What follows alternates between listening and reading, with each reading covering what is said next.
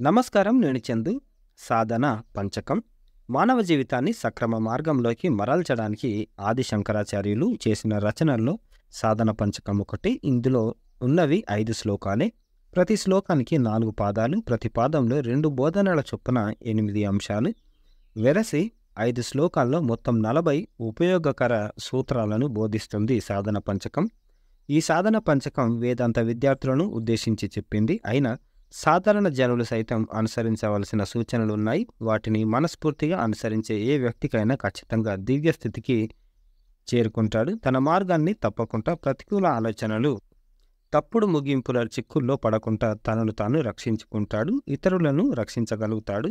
వేదాలు, ఉపనిషత్తులు, అనేక మంది గురువులు చెప్పిన సత్యాలను శంకరాచార్యులు సరళీకృత రూపంలో బోధించారు. ఇందులో స్వామి చిన్మయానంద ఈ సాధన పంచకం శ్లోకాలకు అర్థాలు చెప్పడంతో పాటు సరళమైన వ్యాఖ్యను సైతం రచించారు. రోజు వేదాలను నీవెవరో ఎరుకపరిచే విద్య ఏదైనా వేదమే అధ్యయనం చేయండి. అవి నిర్దేశించిన విధులను శ్రద్ధతో నిర్వహించండి. మనసులోని కోరికలన్నింటినీ త్యజించి కర్మలను చేయండి. ఆ కర్మల ఫలితాన్ని భగవంతుడికి అంకితం చేయండి. అలా చేస్తే మనసులోని పాపపు నిల్వలు ప్రక్షాళితమవుతాయి. ఇంద్రియ, వస్తు, సంసారాదుల వల్ల కలిగే ఆనందాలన్నీ దుఃఖహేతువులనే విషయాన్ని గుర్తించి మెలగండి. స్థిరమైన ప్రయత్నంతో వాటి నుంచి తప్పించుకోండి అనేవి మొదటి శ్లోకంలో చేసిన బోధనలు.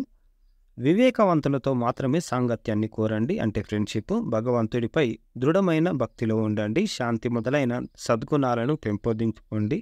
కోరికలతో కూడిన చర్యలను విడిచిపెట్టండి. అందుకు మార్గం చూపే సద్గురువులను ఆశ్రయించి ప్రతిరోజు ఆయనను సేవించండి. నిత్యం ఓంకారాన్ని జపించండి. తద్వారా ఉపనిషత్తుల భావాల లోతును తెలుసుకోండి.